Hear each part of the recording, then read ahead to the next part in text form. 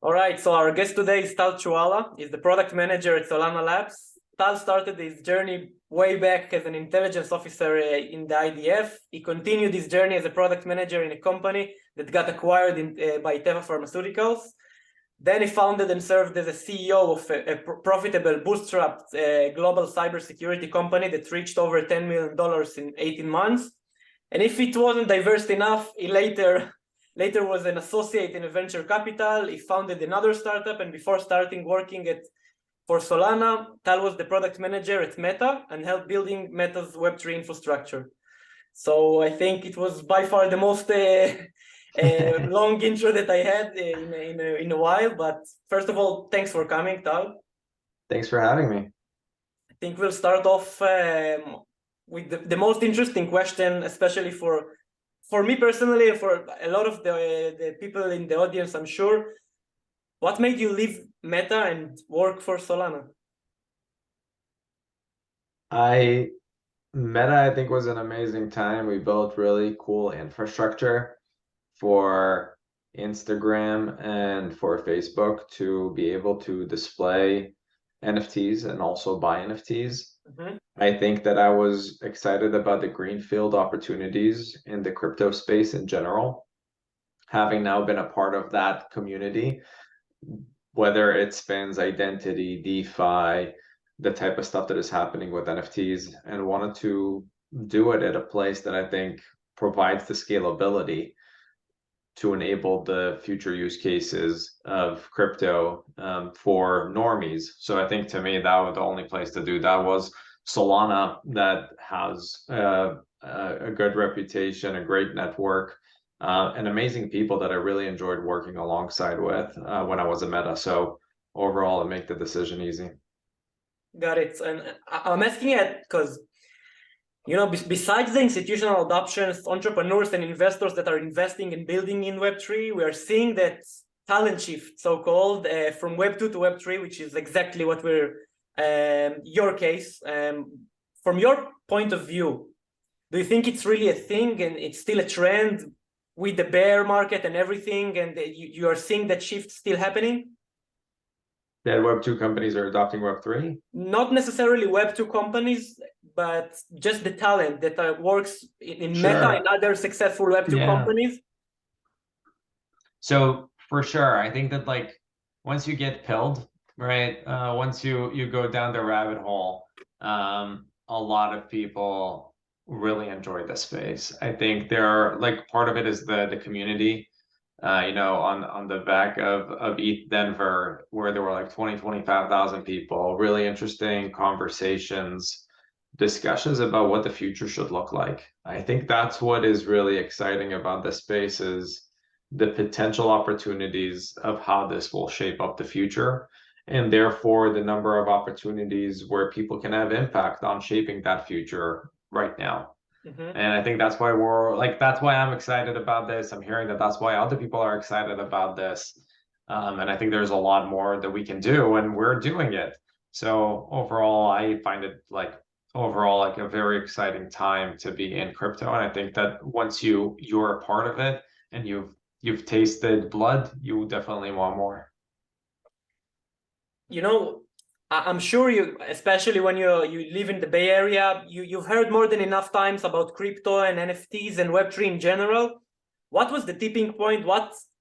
Maybe it was a specific conversation, which I highly doubt it, but what made you actually make that shift? Maybe it was a decision, maybe it wasn't just it was over a long period of time, but what was the thing that got you, all right, maybe I should consider it, or okay, I'm going and I'm moving and I'm shifting from Meta or whatever Web2 company to Web3? So I think that all this was a journey of even how I got into crypto. To me, I read the Bitcoin paper in the distributed systems class, and that was my first foray. Didn't fully understand this back in 2013. The price spiked, I think, from 100 to 300, and I was like, "Whoa, this is crazy." Didn't fully understand what it meant at the time. Then I had a friend who was one of the original folks who wrote the Algorand paper and then was one of the first engineers there, and got more into crypto. I had a friend who was really into it and got me to start reading white papers back at the end of 2016, right when Ethereum launched. I remember seeing the price spikes of Ethereum every day, like doubling in price, and I was like, "What's going on here? What am I not seeing?" I'm missing Um, something. yeah, exactly. And started reading more and more about all these papers, and then all these ICOs came. There was definitely like an exciting period of time where you see a lot of innovation. And then when I was at Meta, I was really keen on joining the DM project. And once I got into it, I got to explore a few different areas in the crypto space of what Meta could be doing, should be doing in that space. And to me, that was a very exciting time because a lot of it, again, was kind of like a green field, and trying to explore all of that. And then seeing and being more intertwined with the crypto community. And once we went multi-chain and started developing sort of the Web3 infrastructure at Meta, really started learning more and more about what's out there. I was so excited, and I was a big part of me was like, this is where I want to be. This is where I want to be spending my time. I think there's something big is going to happen here, which is why I made the jump. And fast forward to today, what would you say are the main differences between working in Solana versus Meta? Oof, so many. I don't know if I can even detail them all, but like, we're such a small company in a way, really Yeah, early related stage. to Meta, everything is so small. Yeah, exactly. It's so Yeah, small. We're still early in our journey, I think, as the entire crypto space is. I mean, Web2 did not start that long ago. yeah, But I think that still Web3, we're trying to find like it's kind of weird. We're all talking about finding product market fit, even though we all feel there is product market fit, at least for some things like NFTs and stable coins and a variety of other things. But like we're still not saying it. We're still like we're on a way to identifying this. But I think also working at an L1 is very different. There is a lot of the different considerations that you must have, and I think a big one is respecting the community that you're helping to foster. yeah. So it's not like, as a product manager, like I want to come build this product and I'm gonna do it, and here's a team of engineers that I'm gonna do it with. It's a very different relationship, and I don't know if tension is the right word, but there's definitely some things that you want to be aware of and make sure that you respect the people that are building on top of the blockchain, and do the best that you can to foster an ecosystem that allows you to do that. Give us obviously it varies a lot and it's very diverse, but just an overview in a nutshell. How is your day looks like?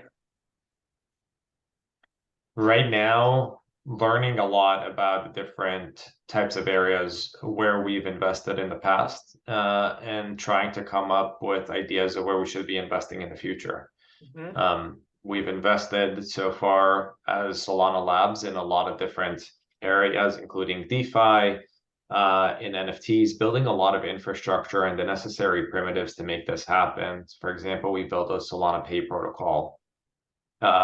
We built this along with Metaplex, the NFT compression, which means that now you can mint 100 million NFTs for $1,000, which is unheard of. So we've built a lot of these different primitives, that allow people and companies in our ecosystem to really create amazing experiences for users. And I think now is the question of what is the next set of primitives and products that we might be able to build on top of it. If you really zoom in into the crypto space, so relatively to the crypto space, Solana isn't a small chain, but we are still seeing in the past, I don't know, 2 years, more than few outages and crashes and network shutdowns. And recently that there is an incident too. Is it something that you are still willing to take the chances? I would, for the guys that audience that are not seeing and just hearing, take the chances. I mean, eventually it's a trade-off, and I did an air quote because eventually it's a trade-off between how fast you're wanting to move and improve the system and the protocol overall, but on the other end there is, you know, the trust and the reputation of the chain. What's your point on that? We're definitely learning on from all of these different events that take place and trying to improve our overall processes.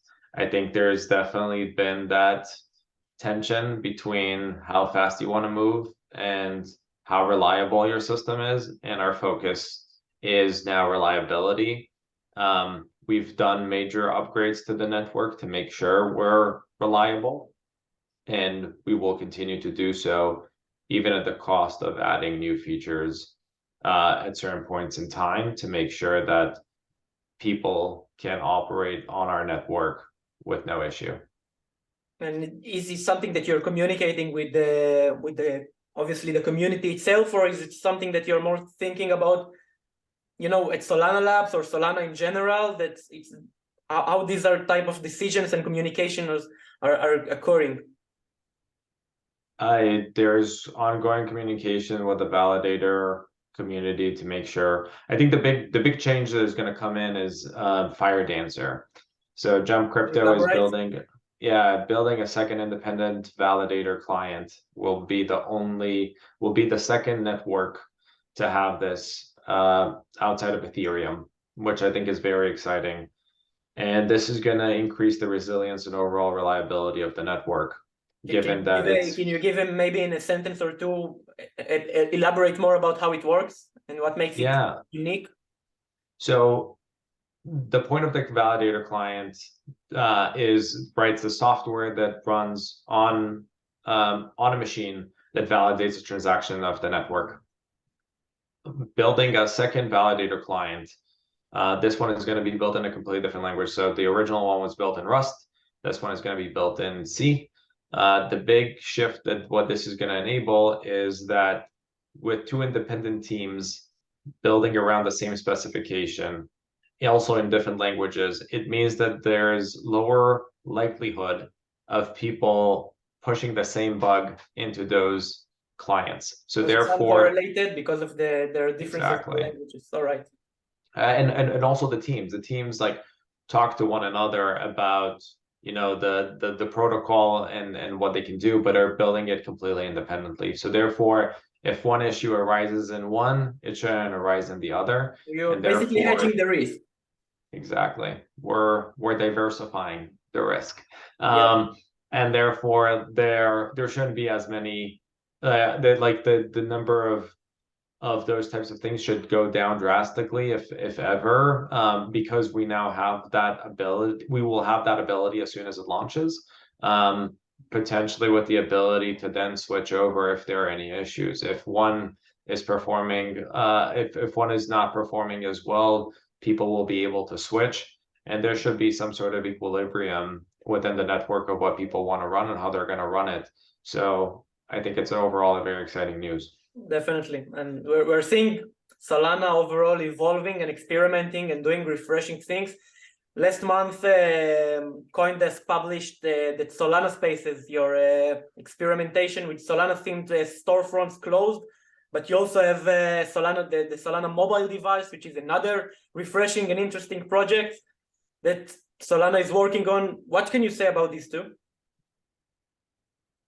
Solana Mobile is a very exciting space. So Solana Spaces is shifting, as Vibhu, the founder of Solana Spaces mentioned. He was always been excited about onboarding people to Solana. They are going to continue with what's called drip.house.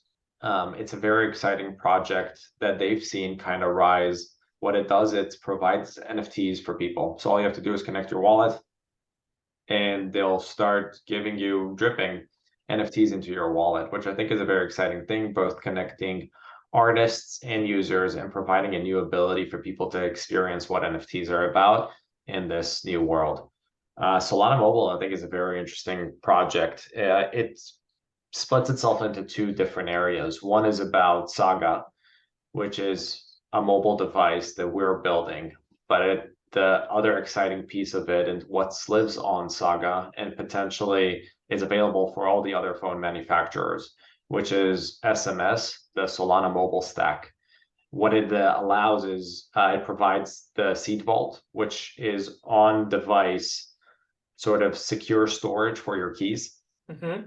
The other part is the dApp store that allows people to now create specific mobile apps that people will be able to download. And then the last piece is the mobile web adapter.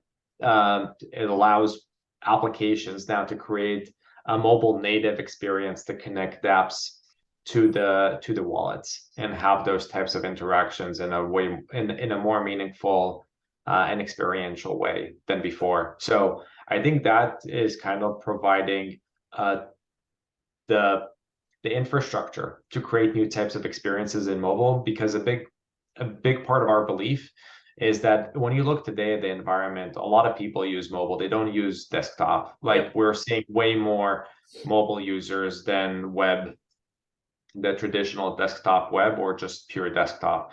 And therefore, that's kind of like part of our investment thesis, is that this is going to be the future of experiences for Web3 and crypto. And therefore, this is where we should be investing our time. And when we can expect to see it launching officially? I think pretty soon. Pretty soon.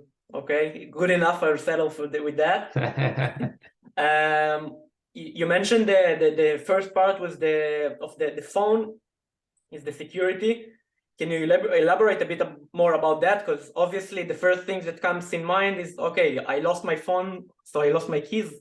How would it work? If you can elaborate a bit more about that and the possible scenarios.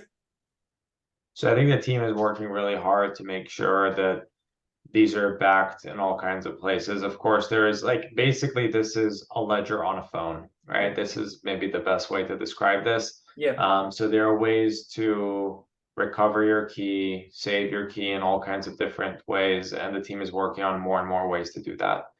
So I think overall there are it provides an exciting new opportunity for what the future could look like, and providing that connection. There are any other projects besides the phone that you're planning that are this big, I would say, that you're planning ahead and working on that you can share? Maybe not.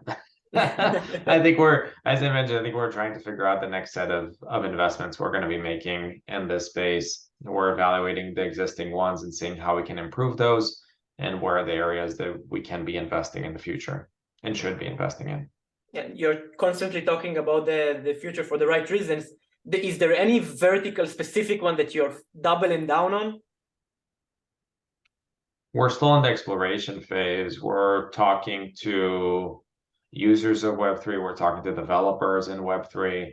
We're really trying to understand where the problems and the real pain points. I think that's one of the things that we're kind of focusing on, is what are the real world problems people are trying to solve. I think this is true for a lot of us. But really, I don't want to go and for us to build something that isn't rooted in real world problems, which is why we're spending kind of the time right now to go and interview people and make sure that we're able to solve systematic issues within the ecosystem. What are your thoughts on the different L1s in terms of the future of the crypto space in 5 to 10 years? You believe we'll see this multi-chain world, that certain chains are doubling down on a specific vertical or region, or maybe you think everyone will have his own share, but some will be more dominant than others, but it will kind of serve as a multi-purpose chain? We're always going to live in a multi-chain world. I don't think there's going to be a single chain. Hopefully they converge to some sort of protocol of how to talk to one another and how things can happen in one place or another, right? Like, for example, I mean, we've always seen sort of these wars over protocols, whether it's the original VHS versus Betamax, DVDs versus Blu-rays, right? There's always been something. And even in the web, HTTP, FTP, all these other protocols that we have, I believe that in the future, there'll probably be some way on how to do this. even though all the backend systems, you can develop things in Python versus C versus Java, right? There's sort of like a layer in between of the stuff you develop versus the protocol of how it's displayed. Maybe the future looks like that. I'm not sure. I don't think that app chains will win at the end of the day. I think there will be private chains that are completely private, and there will be a few public chains that everybody will go to. The state of the world with hundreds of chains, tens of L2s, and people are thinking about app chains is not a future that I want to particularly want to live in. The issue is that it looks a lot like Web 2 and even worse than Web 2 than What Web way? 3. The amount of infrastructure you would have to have in order to live in that world is insane. So think about every infrastructure provider, if they want to give access to every chain out there, will have to have a set of expertise on how to run their nodes. Will have to have potential validator clients. They'll need to index all of those chains. It's just like unbearable amount of data, unbearable amount of infrastructure. Every company that will want to connect to those will need all of those things, which starts kind of like multiplying the number of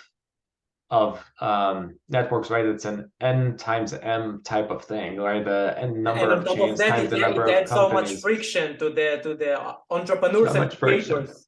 Yeah, exactly. It's like, which app chains do I support? Do I get pressure now to support this chain versus that chain? It will just become a crazy world in terms of infrastructure that will be worse than Web 2. Instead of just connecting to an API, I need to run both like an API indexer and I need to run an RPC node. I need to run all of these different things. So it will become an unmanageable world in my mind. And the number of bridges and the number of things and understanding in a way, today we need to understand where our assets live, because it has some meaning of like, hey, my asset is on blockchain A that is controlled potentially by this company because it's going to be by proof of authority versus proof of stake versus proof of work. It will have potential meaning for people around the real ownership of their assets. So I hope we don't get to that world. And I think that's where Solana can kind of come in and provides the scalability solution for all of these app chains to live on a single chain. If they want to roll up on an existing chain, I think Solana is the place to be. If they care less about the companies care less about the control over their blockchain, I think Solana is the place to be. It's a public blockchain with the highest Nakamoto coefficient, which means it's more censorship resistant than all the other chains. There is a lot of like exciting stuff happening on it and a vibrant ecosystem, which I think this is why people should come build here instead of going to these app specific chains, which make it unmanageable. You're talking about the developers and the vibrant community, and I've seen there is an event in June for Solana developers in Tel Aviv. Is it something that we'll see more of in the future, not specifically in Tel Aviv, but across the world? Is it something that you're doubling down on? Because obviously they are the backbone of every infrastructure and every protocol. Yeah, we have these hacker houses. So the thing you're referring to at the end of June is a hacker house in Tel Aviv. So we do these in different cities around the world. So far this year, we've been to Turkey and Istanbul. We've been to Melbourne in Australia, and we're going to be in Ho Chi Minh City in Vietnam next week. And last year, I think we were in 22 different cities around the world. So we're definitely trying to bring Solana to the different communities, and we're super excited about that. There is a lot of developers and a lot of entrepreneurial spirit in Israel, and we definitely want to come see it come alive on Solana. So I think there's a lot of interest to be pushing for it. And if people are, by the way, are Solana developers in Israel, feel free to reach out to me. Would love to chat with you and see what we can do to help. And of course, see you in our hacker house. Amazing. We'll definitely put a link, whether it's Twitter, LinkedIn, or whatever, to connect with you.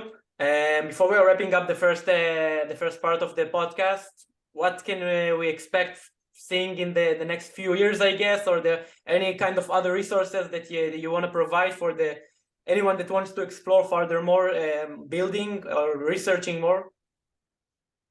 So I don't know. You said a few years. The speed of things here at the crypto space is kind of insane, and things move pretty quickly. So a few days here feel like a few years. So I'm not sure. You know, when you say a few years, it's probably a few decades in crypto time. I'm Definitely. not sure yet.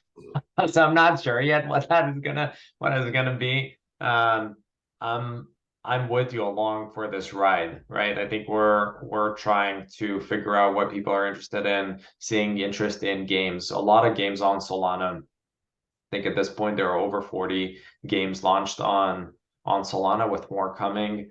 Real world asset tokenization, I think, is becoming super interesting, and there are a few companies that are building those tokenization engines on Solana. DeFi, I think, is getting back the trust and the liquidity.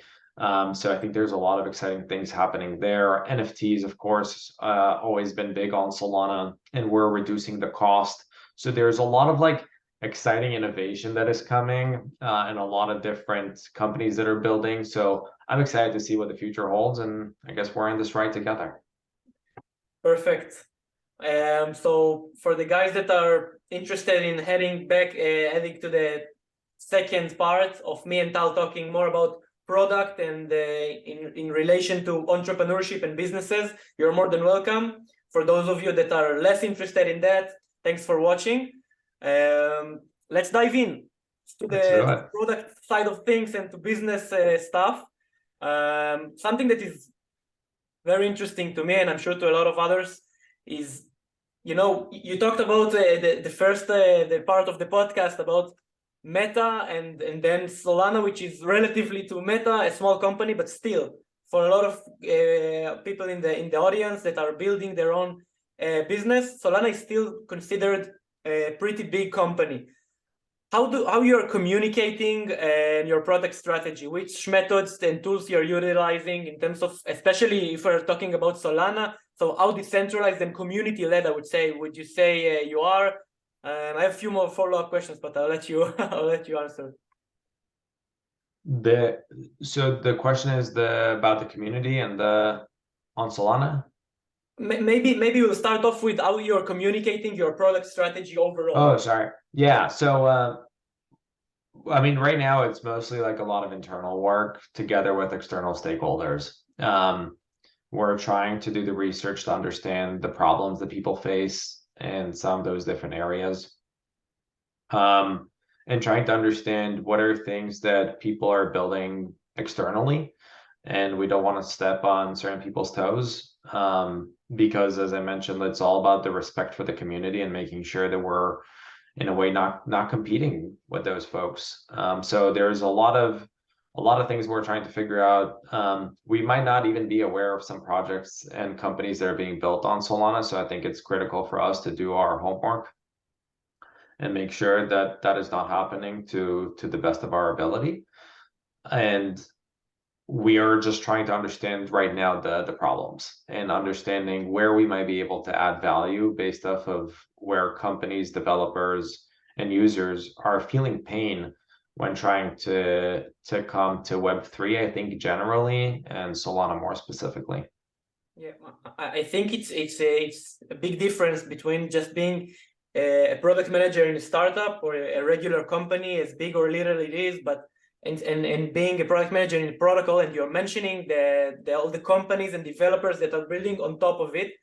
How much you're involved, you and the team, on managing and helping and providing that ecosystem support for the other communities, because eventually it's also part of the product, if I'll go very broadly.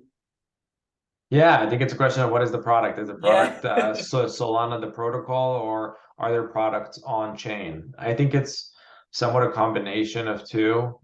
Where I spend the majority of my time is products to be built on Solana, and the things that we can help speed up the adoption of Solana by companies and users and developers, of course. That's where I spend the majority of my time.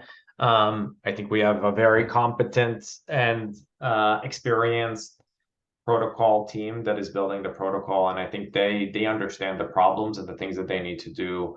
And then of course we communicate. I think overall, like going back to your question around how do we communicate it, once we will have that roadmap and strategic plan of where we want to be investing, we will of course communicate it with the people and tell them where we want to be investing our time, because I think we want to make sure everybody's on board with the areas that we want to be investing in and for it to make sense. So that's been a lot of our time is just exploring and understanding the pain points so we can develop that thesis of where we should be spending that time. What would you say are the common difficulties of companies that are building on Solana?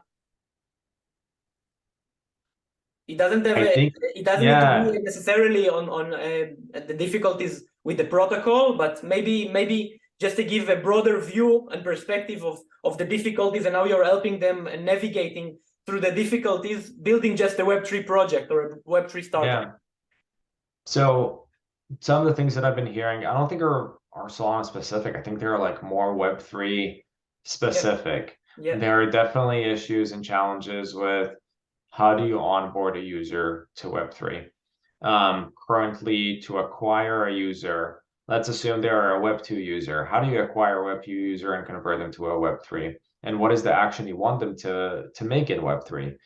There are so many different steps in that process. Potentially for any company, you need to go acquire a wallet. You might need a token to go do something with it. Along the process, you have the KYC. If you want to buy more tokens afterwards, you might have to KYC again.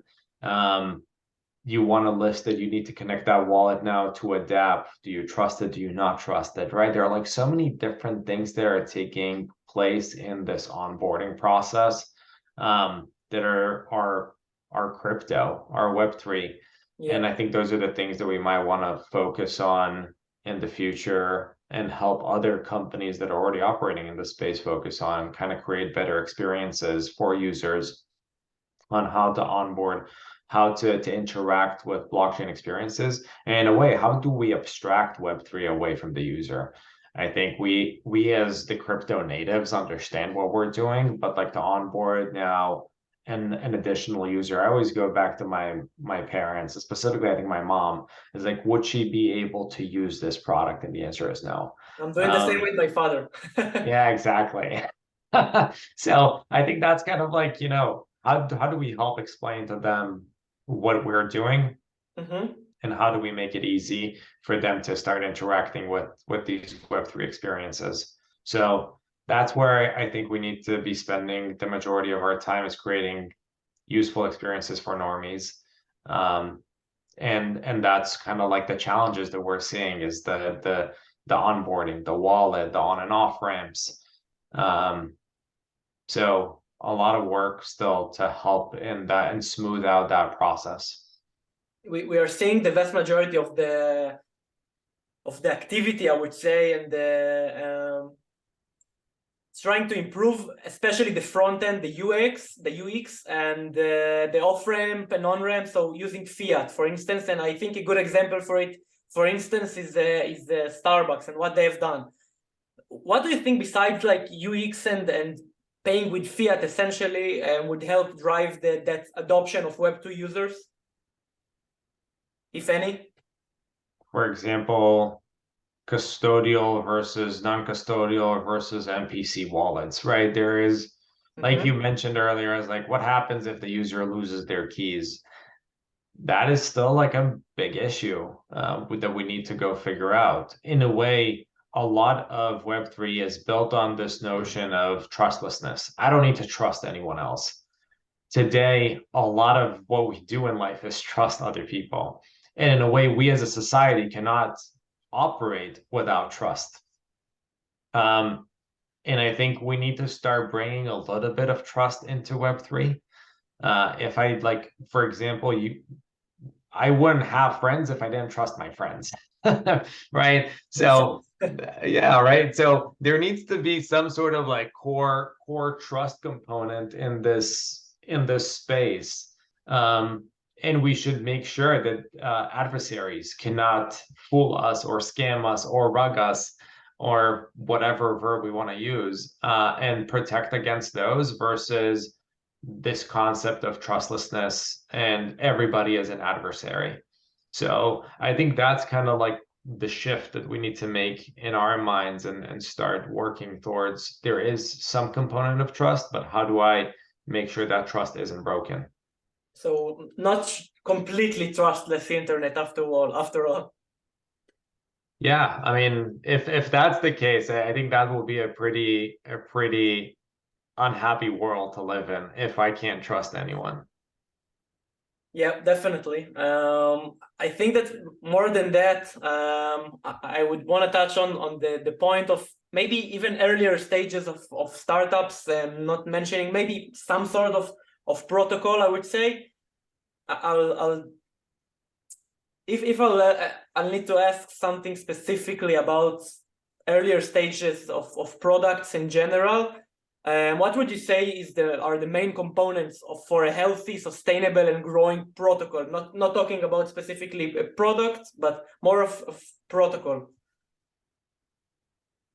I think there is sort of flywheel, between you need more developers and more users, and you need to incentivize one part of that equation.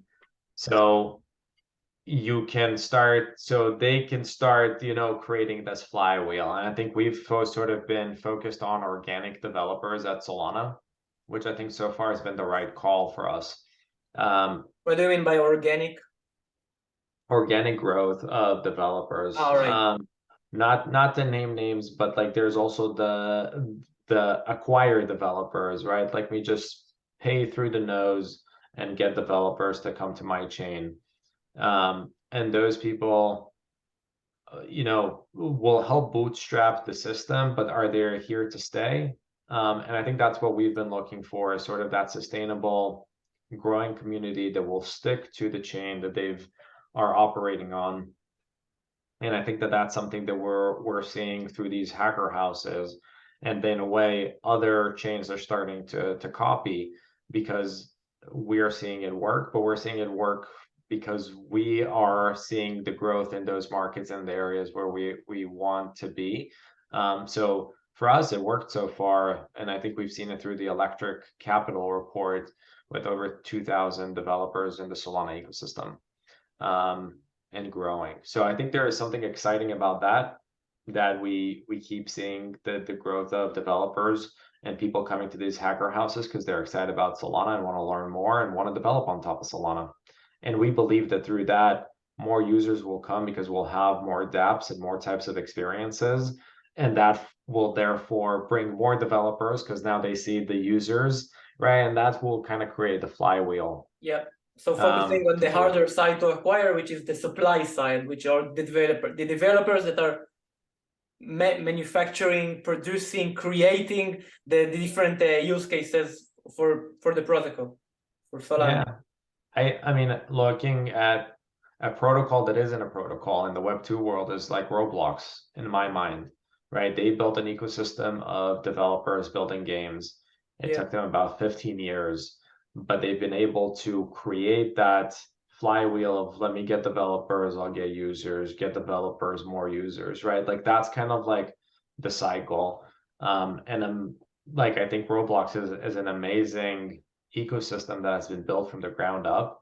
And I think we're all hoping to have that as a part of our ecosystem moving forward, right? I think we're all trying to accelerate it. I don't know if it can be accelerated to that thing of like how quickly can we get to a Roblox, right? Yeah, that would be interesting. And actually, you're mentioning Roblox. I've seen like today. I've seen a few videos, but today I've seen a longer one of the development of one of the games that they're launching out. Nothing that I've seen before in terms of like what I expected to see from Roblox in terms of how pixelated was it before, and now you're seeing a full AAA game eventually, like, and it's Roblox. So that's just emphasizes your point and shows how powerful a strong community that is building consistently on a specific protocol, what are the amazing use cases that we can see? Yeah, definitely, that's something very interesting, and I guess we'll have to wait and see. If we're not talking necessarily about protocols, but as part of your job, you're seeing a lot of startups that are not necessarily building protocols, but products overall, each one with its own use case.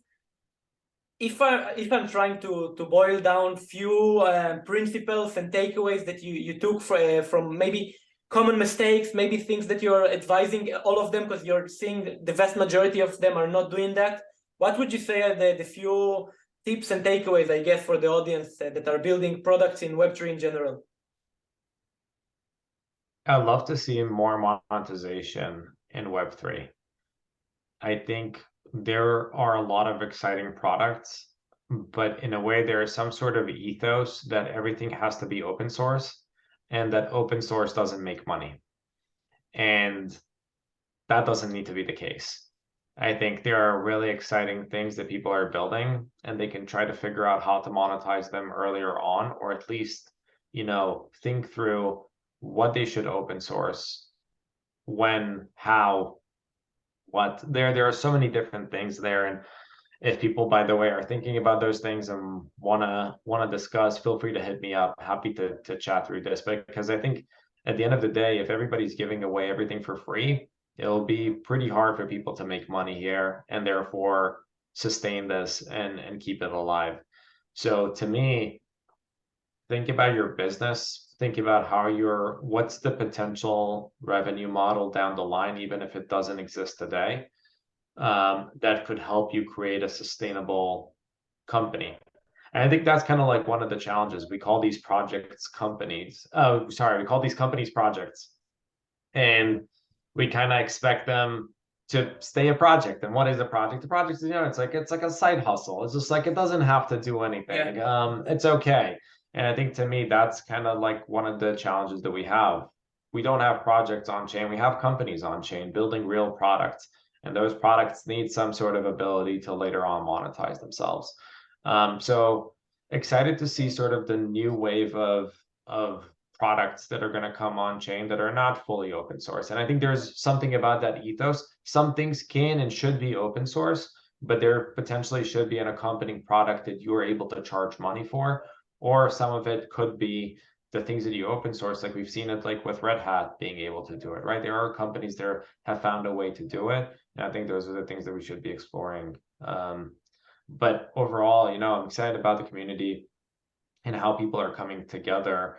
Sometimes, like, I think the cool and exciting thing about this industry is that everybody is kind of like all over the world. It's a very global community. And the fact of how people have come together from different countries, different languages, coming together and building things has been amazing to see. So definitely excited to see more of that and kind of break down the barriers that have existed and seeing where we go with that. Yep, definitely. I think we're seeing it's been less less centralized in specific places than we've seen Web2, which is very exciting. Another thing, and I think it relates to Web3 products more than the rest, but obviously there are a lot of patterns and similarities between, finding a product market fit.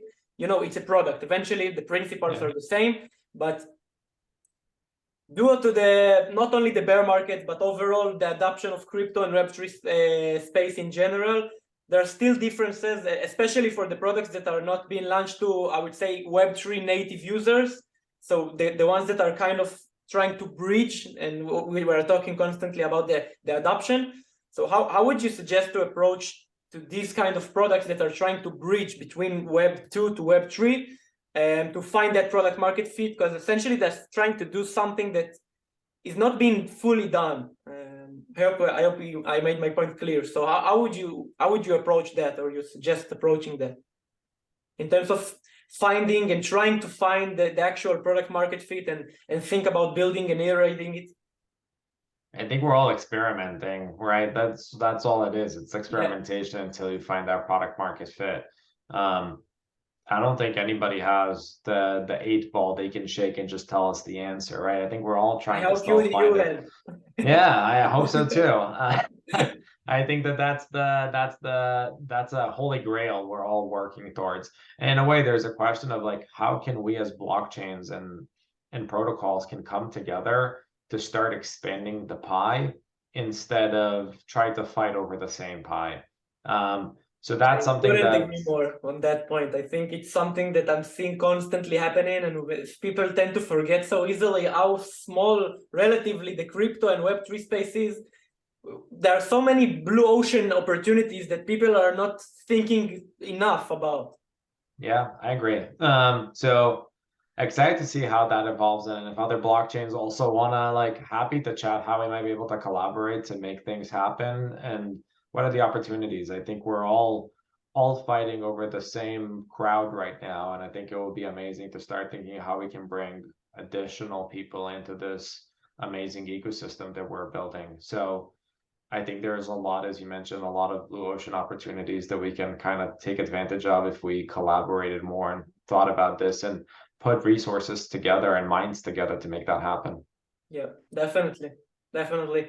And yeah, I know, it's something that I think I can't emphasize more, that the amount of people that are trying to build, but they're not, we talked previously about the friction, the high friction that and the complexity that just adds up to creators and other entrepreneurs.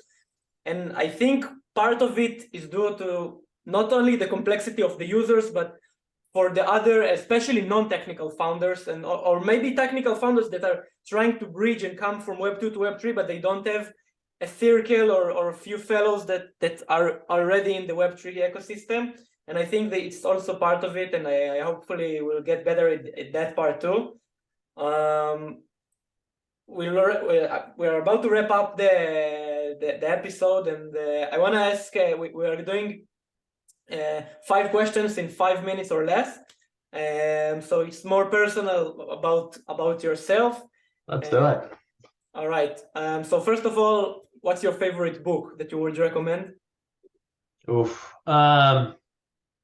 I don't know. I was really into The Plague by Albert Camus, one of my favorite books. Yeah, I think it really like shows the human nature and how it evolves in time of challenges, how we can rise as people. And I found it really interesting. And I think I read before the pandemic, and I think it kind of like the pandemic kind of highlighted a lot of different things to me You've from seen that from a book. different So perspective after the pandemic. yeah, for sure. Yeah, So eventually it all boils down to human nature, and regardless of what we're doing. So I love it. You have any preference, a favorite DAO that you're part of, or you're just love doesn't necessarily means to you're part of it? I don't think I can be partial. Like, I'm trying to be I think there are a lot of interesting DAOs on Solana. I think that the one that I like the idea of and I saw how people rally around it is the Constitution DAO. I think that was like an interesting idea of how people are trying to buy a constitution, how many people kind of contributed to it. But I think that was like an interesting experiment to see how far it's going to go. Definitely interesting, and it's funny that you mentioned Constitution DAO. I spoke with Eyal, he's the founder of DeepDAO, which aggregates all the DAOs, and he mentioned the Constitution DAO also as an interesting interesting use case for DAO. So I think that's something that people should definitely look up to if they're not familiar with the use case. Maybe it will spark up another ideas, interesting ones. What's your favorite go-to place to check out on everything crypto and Web3? I actually like LinkedIn in a way. I mean, I think all my feed right now is crypto, but it helps me decipher what enterprises are looking for versus what the Web3 native people are looking for on Twitter. So, it's based off of what people are like Blockworks, CoinDesk, and all of those other outlets are sharing and the things that they think enterprises will find interesting. as well as what other blockchains are advertising to see where kind of the trends and the enterprise, because like some of us think that maybe the next wave will come from there, but maybe not. So just trying to also listen to all the different voices in this community. Which industry are personally most excited about? I'm talking about relates to Web3 use cases, but applies to a certain industry. So finance, music, gaming, photography, whatever you name it. All of the above. I think that all of them have really exciting use cases. Royalties on chain is super exciting. I think that there is stuff around like tokenization of real world assets and what this is going to do to the speed of business. DeFi and the ability to start having types of products that did not exist before. So I think there's like, I'm excited honestly about a lot of these games and how they create like this play to own type of experience and what does it mean and where will it go, right? So I think we're so early in the journey for all of these different types of verticals that I'm interested to see how they kind of evolve over time. Definitely, it will be interesting to see. I think we'll wrap up with the last question for the entrepreneurs in the audience. What would you recommend if you can only recommend one resources to go to regarding, maybe it's more Web3 related, maybe it's more startup oriented, but just one resources that you think will benefit a lot of startup founders? Solana documentation. I think if you want to learn more about Solana, that's the place to go. We have a bunch of courses. Honestly, I think that that's the chain that, I mean, that's my bet, is that this is the chain of the future where a lot of interesting use cases are going to be built because it affords the scalability and the types of experiences that people are used to in Web2. And I hope that I can be a resource to others as well. If you're looking to learn more and chat some more, feel free to hit me up. Always happy to meet new people. So definitely, we'll put it down in the show notes below. Let's think before we are wrapping up. yeah, this has been cool. I thank you for having me. I really enjoyed this. Likewise, thanks a lot, Tal, and thanks for everyone that listened. The book and everything that Tal mentioned will be in the description below. Thanks again, Tal, and thanks for everyone that's watching. We'll see you in the next episode. Bye-bye. Bye-bye.